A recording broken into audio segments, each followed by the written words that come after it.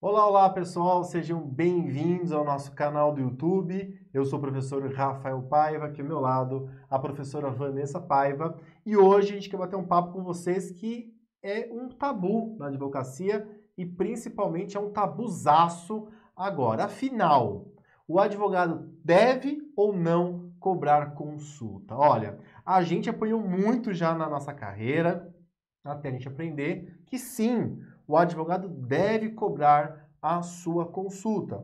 Durante muito tempo, e eu sei que se você é um jovem advogado, isso pode te soar um pouco estranho, pode parecer que você vai perder clientes, mas presta atenção, ouve a voz da experiência.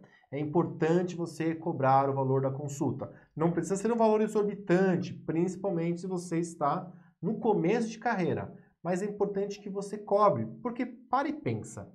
Você não vai dedicar pelo menos uma hora do seu dia para atender aquela pessoa, para ouvir o problema dela?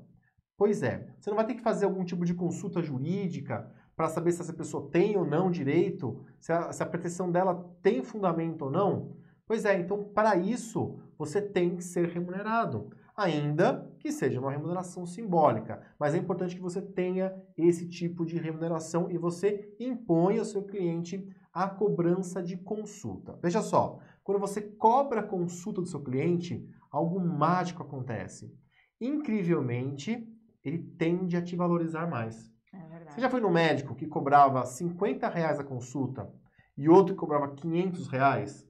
Qual você tende, como consumidor mesmo, qual que você tende a confiar mais? A dar maior autoridade? Com certeza para o médico que cobra R$ 500 de consulta. Então, se nós vivemos num mercado onde o advogado não cobra consulta, você tem que ser o ponto fora da curva e cobrar consulta. E digo mais, quando você cobra consulta, as chances do seu cliente, do seu potencial cliente, fechar o contrato com você, ó, é 1000 vezes maior. Por quê? Você vai deixar bem claro que o valor da consulta, se o contrato de honorários for fechado, será devolvido, será utilizado como parte de pagamento.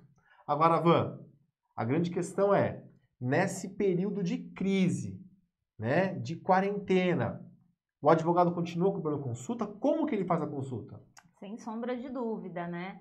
Porque o advogado ele não parou de trabalhar, inclusive, esse é o momento em que o advogado mais vai começar a trabalhar. Então, atenção, se você achou que a advocacia ia cair num buraco ali, num limbo por conta desse momento, você está enganado. Por quê? As relações hoje, elas estão muito desequilibradas, né? Então, a gente vê aí casamentos que não puderam ser realizados, a gente vê plano de saúde que não está cobrindo determinados exames, hospitais que não estão atendendo, né, da forma correta, né? Na seara trabalhista tem muita coisa. Então, consumidor, trabalhista, civil, contratos, né? O equilíbrio contratual, família, divórcio, alimentos, né? Às vezes a pessoa, o alimentante, perdeu o seu emprego ou diminuiu muito o seu salário, ele precisa de uma revisão. Ou seja, esse é o momento em que você, advogado que sabe se posicionar, vai ter clientes. Mas atenção, esse cliente ele não está podendo sair de casa. Normalmente ele não vai sair de casa. As pessoas estão muito assustadas. Elas estão o quê? Dando um Google e achando os advogados. Portanto, fica aí uma dica extra. Esteja no Google, esteja de certa forma em alguma rede social, apareça. Quem não aparece não é lembrado. Então, ela vai te achar. E aí? Essa consulta vai ou não vai acontecer? Ah, não, não posso te atender porque enquanto não passar a quarentena. Não, jamais você vai desperdiçar um cliente assim, né? Então, você vai atender o seu cliente sim, de forma virtual. Hoje em dia a gente está trabalhando como? Com escritório digital. Nada mais justo do que uma consulta virtual, e para isso a gente tem diversos aplicativos que fazem esse tipo de contato com o cliente. E nem por isso você vai deixar de cobrar. Sabe por quê? Porque o seu desempenho, a sua responsabilidade, dedicação, como o Rafa falou, em estudar o caso, em encontrar uma ou diversas saídas para o pleito desse cliente, vai continuar o mesmo. Você vai se empenhar, estudar, procurar a jurisprudência, ver como que o tribunal está entendendo e entregar a melhor solução ou a melhor possível solução para o seu cliente. Então, se isso não mudou, é óbvio que o valor também não vai mudar. Valor, na verdade, não. O fato de você cobrar a consulta não vai mudar. O valor pode mudar. Por quê? Porque você não está utilizando ali um espaço físico. Então, você está praticando diversas economias. Veja só, se você aluga uma sala de reunião só para atender o cliente em reuniões, você está deixando, então, de ter esse gasto. Ademais, você está deixando de ter gasto com combustível, com, sei lá, transporte, alimentos, né? Você não está tendo esse gasto. A gente sai de casa, a gente já sabe, né? A conta já começa a cair, porque a gente vai gastando bastante ao longo do dia. E aí, se você está de casa, tudo bem. Você pode dar um desconto, portanto, porque você não está, de fato, atendendo esse cliente em um espaço físico, tá? Mas cobre a consulta. Lembre-se, o advogado não é uma faculdade, é obrigação dele cobrar consulta. E a gente sabe que na prática, quem atua em algumas áreas não Verdade. tem essa prática de cobrar consulta, esse hábito de cobrar consulta. Mas isso está mudando também, inclusive na esfera trabalhista. Então, se você puder cobrar consulta, cobre. Tudo que é de graça não tem valor. E esse cliente, ele vai te valorizar muito mais ao saber que você é um profissional empenhado, responsável e que você se dá o valor. E assim, você cobra a consulta e, como o Rafa falou, depois esse valor volta para ele no abatimento dos honorários contratuais.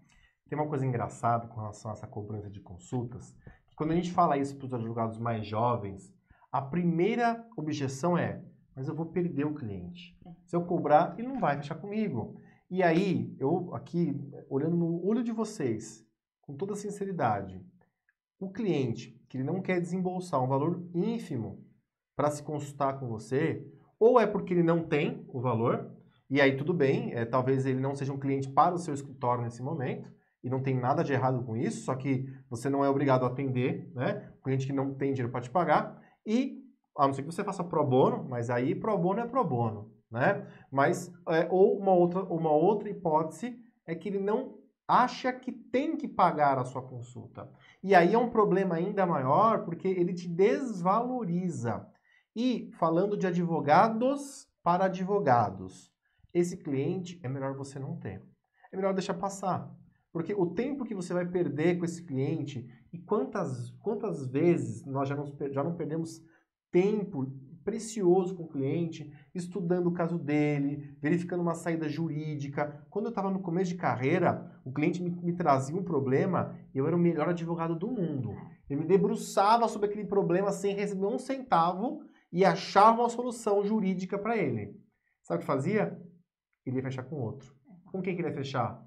Com aquele que cobrava a consulta. Porque naquele ele sentia seguro, sentia confiança. Então a grande dica, né, Van, é cobre consulta. Não precisa cobrar um valor exorbitante, principalmente dependendo do local onde você atende, mas cobre. E deixe claro que uma vez que o cliente fechar o contrato com você, você vai deduzir essa antecipação do contrato de honorários. Agora, Van, como que ele cobra? Porque a reunião em si ele pode fazer através de vários aplicativos. A gente tem o Zoom, o Airby, tem o Google Hangouts. Qual que é o nome do outro? Temos o Skype. O Skype. Então você consegue usar esses aplicativos gratuitos para fazer a reunião com o seu cliente.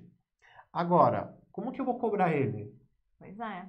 Você vai pedir para que ele transfira esse valor para sua conta. O interessante é que antes que essa consulta aconteça, esse valor já esteja em conta, tá? Então, de alguma forma, você precisa fazer com que esse cliente, ele pague você antecipadamente. Ainda mais nesses momentos, né? Quando é em um momento normal, que você pode até atender ele num lugar físico, porque eu acho, abrindo um parênteses aqui, que isso vai virar uma tendência muito grande, né? Tudo que é virtual, tudo que é remoto, é muito prático, porque as pessoas não precisam se deslocar, não precisam perder um tempo precioso, fecha esse parênteses.